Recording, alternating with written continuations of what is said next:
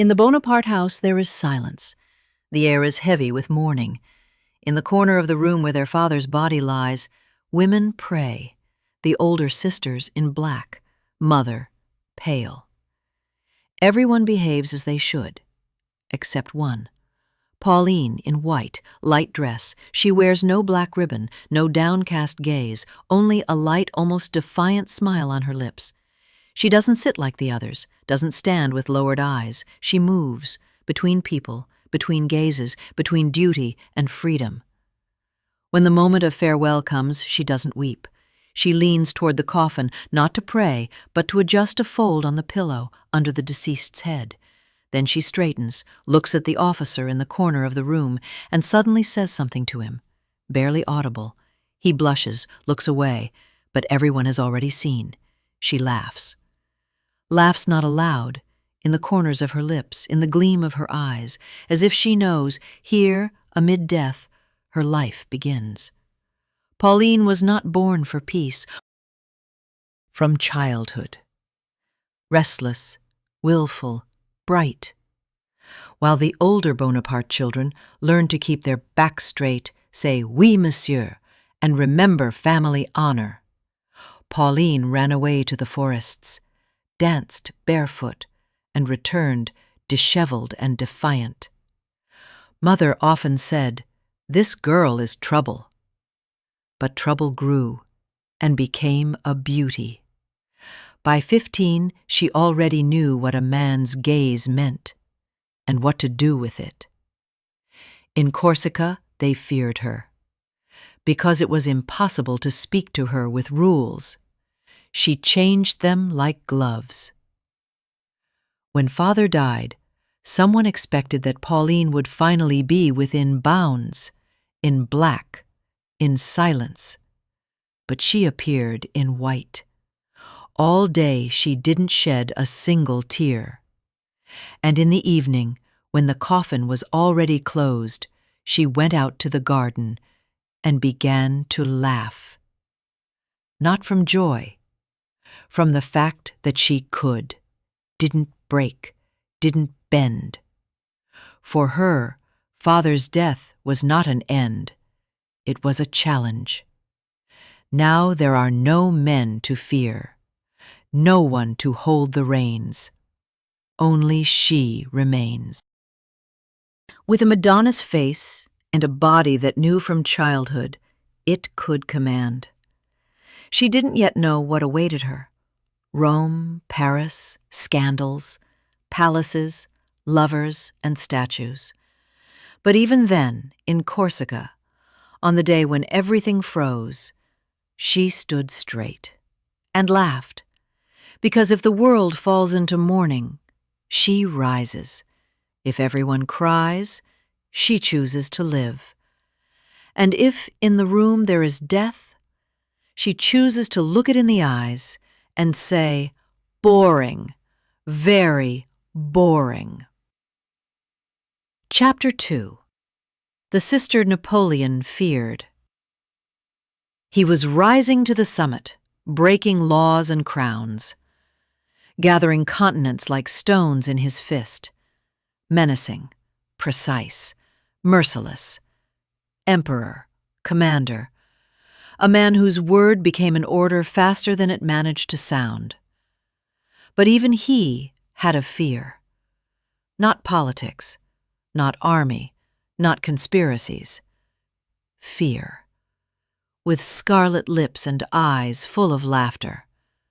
Pauline, his younger sister, the only one who could call him simply by name, the only one who didn't stand when he entered. The only one who looked directly, too directly, as if he weren't a ruler but a brother with ink on his fingers from childhood. He tried to stop her. "Dress more modestly," he would say.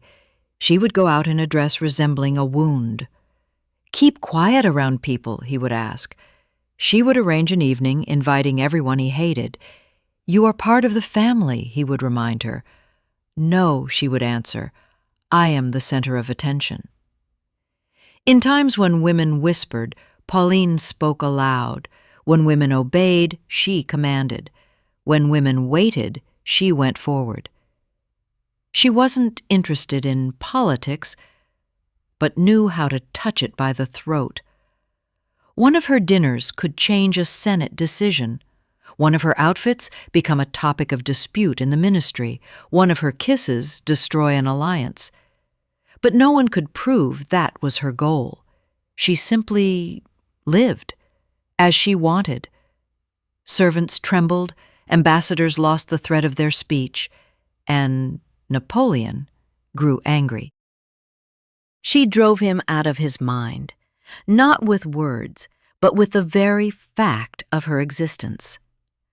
Uncontrollable, insubordinate, improper. He complained to Mother, "She casts a shadow on the name." And Mother would answer, "She is fire, like you, just not your fire." And this infuriated him most of all. She didn't fight for power, but received it effortlessly. He spent armies to conquer cities. She spent an evening to conquer the man who headed that city. He built an empire, and she a reputation of a woman who cannot be bent, a woman who can lose everything, but not herself. A woman who can love, repel, mock, be silent. And all this would mean more than any of his proclamatory words. She didn't need a throne. She didn't want an army. She simply entered a room, and the entire hall froze. He didn't fear her scandals. He feared that she would be the last one laughing when he falls. Chapter 3. The Wife Who Knew No Fidelity. The wedding was brilliant. Guests hundreds. Candelabras, marble, arches, flowers from different ends of Europe.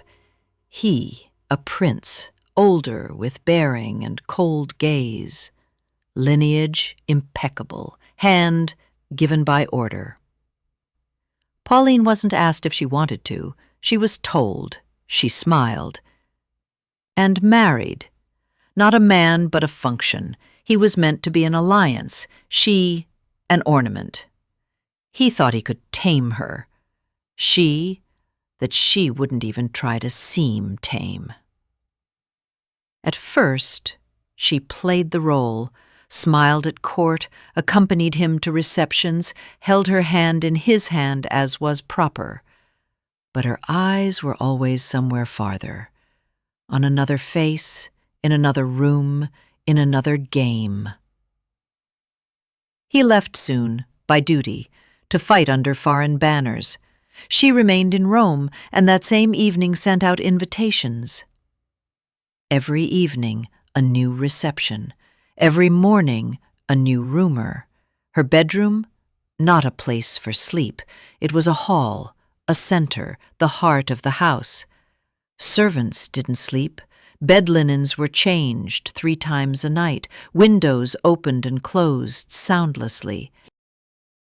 And up the stairs quietly, past those who were called, and those who hoped they would be called again, Pauline received guests not by status, but by mood. Someone was for dancing, someone for conversation, someone to stay. And sometimes one night contained several roles and several bodies. They said once she received 3. One, a soldier, another, an actor, the third, a Spanish diplomat. By morning only she remained in the house, with a cup of wine and a satisfied shadow on her face. Rumors multiplied. The church was outraged. Wives feared letting their husbands go to dinners. But she didn't hide. On the contrary, outfits became more revealing, speeches more caustic, laughter more ringing, and not one person at court knew how to fight this. Her husband wrote her letters, at first tender, then anxious, then angry. She replied rarely. Once she wrote, "You wanted power? I give it to you, and I take the rest." He returned suddenly, without warning. Entered the house at midnight. There was light in the bedroom. Behind the door, silence. He didn't knock, simply opened. What he saw remained a secret.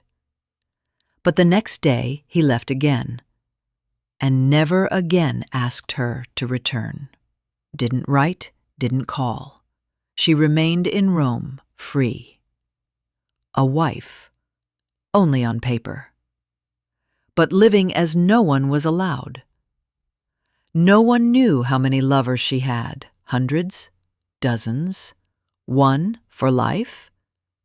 She didn't count, because for her it wasn't about the number, but about the right to choose, the right to refuse, the right to be a woman, not a symbol, the right to her body and to those she lets into it.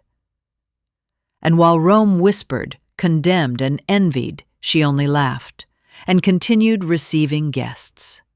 Chapter 4. The Scandal That Smelled of Marble.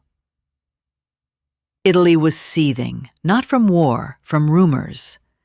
In Antonio Canova's workshop, the most famous sculptor of the era, they worked with a special model. The name wasn't disclosed, doors closed, walls silent. But there was a smell, not the smell of marble, the smell of scandal. Pauline posed, naked, completely, not for her husband, not for a lover, for a sculptor, for the future.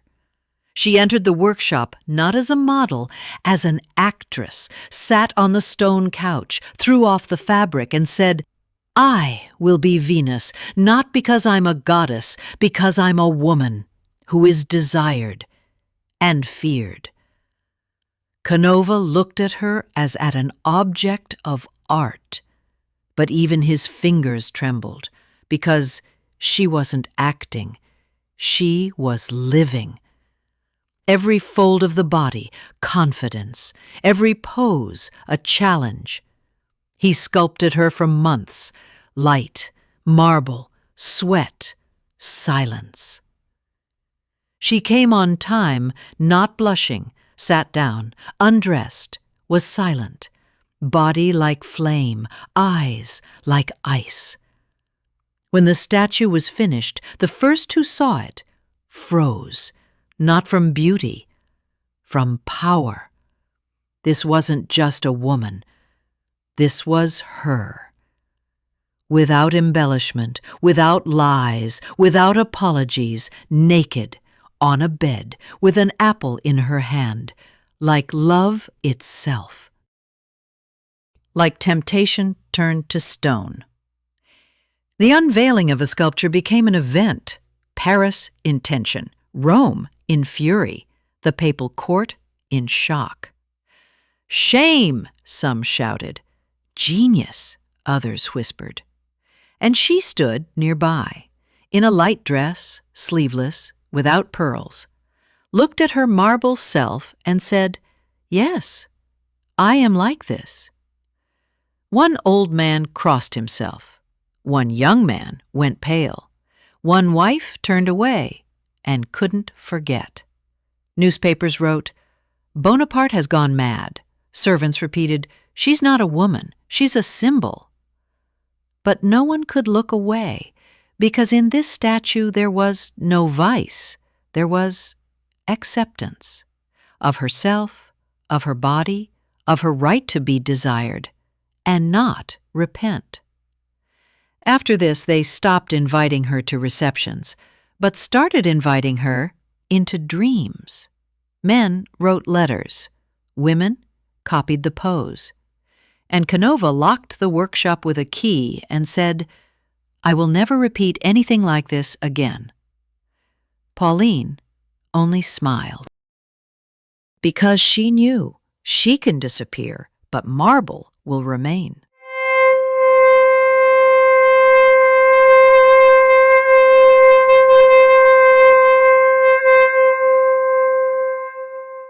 And while others lived so they wouldn't be judged, she lived so they would look at her. Chapter 5. Paganini, the Violin and the Bed. He entered her life not as a lover, as sound, violin. The first note stretches like silk across a bare shoulder. The second flows down the spine. On the third, she already knows, this man doesn't just play, he touches. Paganini was strange, too thin, too pale, too withdrawn. But when he took the violin in his hands, he disappeared. And something else appeared, alive, predatory, without skin. Pauline heard him for the first time at a dinner party, guests in jewels, gold, diamonds, she in a dark dress with a bare shoulder and concealed boredom in her eyes. And suddenly him, and the violin, like a scar drawn by sound across the air. No man had touched her like this, without touching. After the performance, she didn't approach, didn't smile, didn't flirt. She simply said, "Tomorrow, at midnight, at my place, without the violin." He nodded. He came, with the instrument, but didn't play. She also didn't speak. They only looked, then silently undressed, slowly, as if shedding an epic from themselves. He wasn't rough and wasn't tender. He was precise, like a sound hitting the heart. In his touches there was no desire to prove, only to live through. She didn't control him like the others. She surrendered, because she knew he doesn't yield. Their relationship wasn't a storm, fog. In the evening, when she lay on her stomach and he ran his fingers along her spine, she felt as if music was playing inside, not from passion, from truth. Paganini came without warning and left the same way. He didn't write letters, didn't bring flowers. He simply opened the door, and she was already waiting. They said that once he played on her body like strings, fingers on the neck, on ribs, on thigh. She didn't laugh, didn't moan, only whispered, "More." They weren't a couple. Resonance. She, flame, he, sound. She, fame, he, solitude. But in bed they were equal, without name, without power, without past. He wasn't jealous. She didn't ask. They simply happened. And when he disappeared, for a month, for 2, she didn't call. But the smell of rosin remained in the room, the smell of violin, and silence that wasn't emptiness, was a pause. Once he didn't return. They said, left for Austria. They said, died. She silently entered his room, sat on the edge of the bed, and ran her finger across the pillow. It still smelled of him. That night, she received no one, didn't dress up, didn't speak, simply sat. And inside her, music sounded, that no one else could hear, only she. Because he wasn't a romance, but a symphony. That's impossible to play twice. Chapter 6. The Gates That Wouldn't Let the Saint In.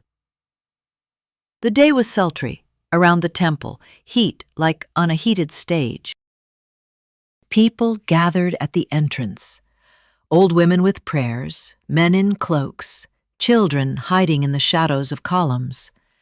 The service was to begin any minute.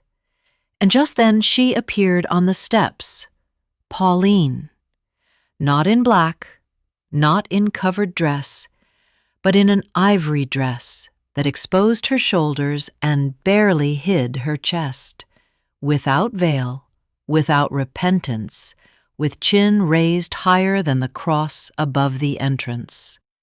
The abbot stopped her at the very doors, silently, looked not in her eyes, at the neckline, and then, gathering his spirit, said, "This way is not allowed." She smiled. Why? God's house requires modesty. This is not a house. This is a theater. Only the actors pretend to be saints. The crowd froze. Women whispered, "Mad." Men turned away and looked again. "Leave," said the abbot. "Your presence is temptation." She took a coin from her glove, heavy, golden, and slowly placed it in his palm. Buy yourself a blindfold if you don't know how to look. Then threw another one, right in his face. The coin clinked against stone, bounced and rolled down the steps. Someone from the crowd picked it up. Someone crossed themselves. Pauline turned slowly, as if she was leaving, not defeated, but bored. And at that moment, he appeared. Brother, emperor. He walked quickly, angry, compressed like a bullet before a shot. Soldiers stepped aside. The crowd was silent. He approached her without saying a word. She stood calmly, not frightened, bored. "Did you do this on purpose?" he hissed. "I always do." He clenched his fist for a split second, then released it, because he knew she cannot be struck, only attempts to control. But she had long since stopped yielding. "You are the family's shame." "No," she said. "I am the only one who doesn't lie." He could order her exiled, locked up, stripped of everything, but didn't dare, because if he did that, the crowd would stop being afraid, and while she's free, everyone holds their tongue. She passed by him, as if she didn't see him, got in the carriage and ordered to drive. Where? Didn't say. The servant, closing the door, heard her whisper, "If the temple doesn't let a woman in, then it's not a temple. It's a cage." And that day in the city, they spoke not of the service, but of her, of the woman who wasn't allowed into the saint's house because she too much resembled truth itself. She wasn't a sinner because she didn't ask forgiveness, and wasn't a saint because she didn't need forgiveness. She was herself. And exactly this made her more frightening than sin, and cleaner than faith. Because it's not angels who destroy temples, but those who enter there without fear. Chapter 7. The empire falls, but not she. The empire crumbled not all at once. First, letters, with anxious lines, abrupt orders, empty signatures. Then, friends. They disappeared, one after another, like candles that no one blew on anymore. Then, cities. One fell. Another surrendered. A third stopped writing. And finally, him. Brother, emperor, Napoleon, in exile, knocked from the throne, abandoned by the army, with a face that had become too familiar to friends and foes, no longer a ruler, but a forbidden chapter of a textbook. For the Bonaparte family, this was the end. Sisters hid jewelry. Mothers secretly burned letters. Generals' wives wept in bedrooms. Lovers sought new flags. Those who yesterday swore allegiance today spat. And she drank champagne. On the terrace of her mansion, in a white dress, with a glass in hand and legs bare to the ankle. Nearby, not one guard, only shadow, and wind that ruffled the curtains. "What will you do now?" the servant asked. She laughed. "The same as always. Live." Newspapers wrote, "Pauline Bonaparte, the empire's disgrace. The fallen emperor's sister hosts receptions during national mourning. The woman who continues to laugh while her brother goes into exile." But she didn't read. She put on her best lingerie, applied perfume to her wrists, and opened windows, so rumors would fly easier. When the city began to fear names, she whispered them aloud. When generals' wives asked for refuge, she gave it. When former lovers begged to be forgotten, she wrote their names on the mirror, with lipstick. Winter came to Paris. In her house, light. At one of the last receptions, she appeared in white, without jewelry, with a bare neck, with cold, sparkling skin and a gaze that made men forget their country no longer obeyed their flag. Music played as if the empire hadn't fallen. Guests drank as if the treasury wasn't empty. And she danced, alone, in the center of the hall, as if this was a ball in honor of her victory. Someone whispered, "She's gone mad." Someone else said, "No, she's the last one who remained herself." When one of the aunts tried to reason with her, reminding that times were different now, Pauline looked at her and said, "Men end, politicians end, empires, even more so. But I don't." And in this was her truth. She didn't build a state, she built herself. And when everything around crumbled, she came out on the balcony in silk with a full glass and with eyes that held no fear, only light. Because even defeat became her stage, and she had one role, to remain on it, until the last applause. Chapter 8. The illness that made her even more beautiful. She didn't notice when it began. At first, fatigue. Then, icy cold in fingers in the mornings. Then, spots on skin that couldn't be covered by powder or candlelight. Her body, the very one captured in marble, sung in lovers' diaries, described in letters smelling of perfume, suddenly began to betray. But she didn't complain. Only laughed a bit quieter, wore gloves longer, looked in the mirror longer than usual, and didn't blink. Hair began to thin. She ordered it cut shorter, said, "Less time at the mirror, more for life," and smiled. Servants whispered behind doors, "Pale, losing weight, this is the end." Doctors came from Paris, Marseille, even from Vienna. One, old, with hands like roots, diagnosed her without words. The second, young, fell in love as soon as he entered the bedroom. "She has a rare blood disease," he said, leaving. "But, Lord, what eyes she has!" She lay on the bed as on stage, pillows white, sheets linen, light, soft, lips dry, but still attractive. She spoke little, but each word, like a drop of wine on white silk, impossible to erase. "I'm in pain," she once said, "but not from illness, from the fact that I can no longer dance." Former lovers came to her, gray-haired, careful, with rings on fingers and memories in eyes. They sat at the foot of the bed, were silent, and she looked at them like distant countries she'd been to but hadn't stayed. "I didn't call you to say goodbye," she said. "I called so you would remember." One tried to kiss her hand. She pulled away. "Don't touch what's still alive."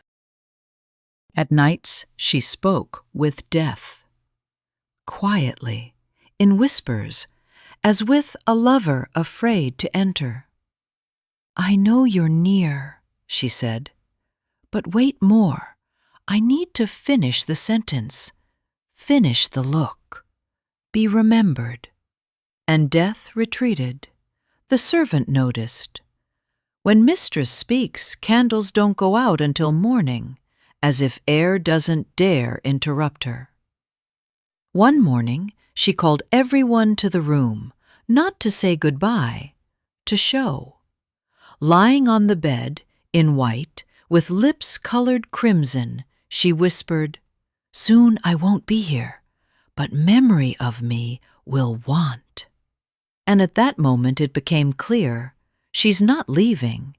She's being recast from flesh into image, from woman into legend, from body into desire. Death again stood by the door and again left, because too much in her still glowed. Chapter 9. The Coffin Full of Letters. The last weeks she almost didn't get up. The house plunged into strange silence, not mournful but respectful. Servants stopped whispering. Guests no longer came. Light in her room burned all night. Sometimes she fell asleep with an open letter on her chest, sometimes with an empty page under her hand. Letters. They were everywhere, in drawers, in chests, in desk compartments, small blue parchment with sealing wax, some with a drop of perfume, others with a stain of wine or tears. There were hundreds of them, maybe thousands. She sorted through them like pearls. "This one, from an artist," she whispered. "This one, he wrote on his knees. And this one, I don't even remember who, but he wrote well." She didn't read, remembered, not plots, sensations. Who trembled, who lied, who swore, who was silent but wrote every day, who called to himself, who asked, "Take me." Once she called the old servant, the very one who knew who she'd been with, and who she hadn't, and said, "When I die, burn them. All." He nodded, but in his eyes was something else. Disobedience, pity. Understanding that to burn these letters means to kill not her, but memory of her. She died peacefully, without a sigh, without a scene, simply became quieter, and no longer opened her eyes. When they put out candles in the house, he approached the chest, opened it, looked at the pile of letters, and, as promised, began burning them, one after another. Words disappeared in fire. Fire licked confessions, vows, curses. Flame devoured everything, as if God himself wanted to forget this woman. But one letter he kept, without address, without signature. On it, a lipstick print. On the back, a line. "I belong to no one, even after death." He hid it between pages of an old book and left, telling no one who she was, what she meant, what her name was. Years passed. The name was forgotten, legends distorted. The house destroyed, the portrait stolen. But the letter survived. It was found in an archive. A historian, rummaging through lists, came across a page from which it fell. Dusty, faintly smelling of something strangely familiar, he unfolded it, read, and froze. Because she was speaking again. From ashes, from eternity, from herself. Didn't ask to be remembered, didn't swear love, didn't cry. Only one thing. I belong to no one, and this was truth. The main truth, the most frightening, the most beautiful, the most alive. Chapter 10. The woman Europe desired. Pauline died, without noise, without cry, without scene, as if she simply left the room and didn't return. The house plunged into silence. Mirrors were covered, candles didn't go out for 3 days. Servants walked on tiptoe, as if afraid to wake not the body, but the legend. Newspapers wrote dryly, "The last of the Bonapartes has passed, whose character was louder than cannons." Paris passed by, but streets didn't forgive. The whisper by which her name lived for decades became louder when her heart stopped. Because she wasn't a body, she was a trace. The coffin was closed quickly, without requiem, without vigil. Too many men at the funeral would look not at the icon, but at her portrait. Too many women would hate their own boring lives more strongly, seeing how they said goodbye to one who didn't pray, but lived. Her grave, modest, without angels, without marble. But marble remained in another place, in Rome, in a white hall, under cold light. She lies forever. Canova's sculpture, Venus, naked, without fear, without guilt. With an apple in her hand, with a hip to which hands still reach, with eyes that will never close. They say if you touch her stone skin, love returns, or memory of it, or maybe the desire to live. She left no will, didn't write memoirs, didn't ask for prayers, but left letters, those they didn't dare burn. On some, kiss prints. On others, lines without name. I wasn't good. I was myself. Historians argue about her status, moralists about her morality. But no one argues with the fact that everything she touched became sharper, more alive, closer to truth. In Paris, a legend still walks. If on the night of her birthday you light a candle and say her name, you won't dream of an answer, but a choice. And you yourself will understand what you really want. Because she didn't give ready solutions, she reminded that you have the right to love, the right to desire, the right not to fear. She didn't become a saint, didn't become a martyr, didn't become an example for raising young ladies. But she became what's impossible to kill. Desire. The desire to be, the desire to want, the desire not to repent. Pauline Bonaparte, the woman all of Europe desired, but no one held, because she didn't belong to men, and not to power, and not even to time. She belonged only to herself, and exactly by this remained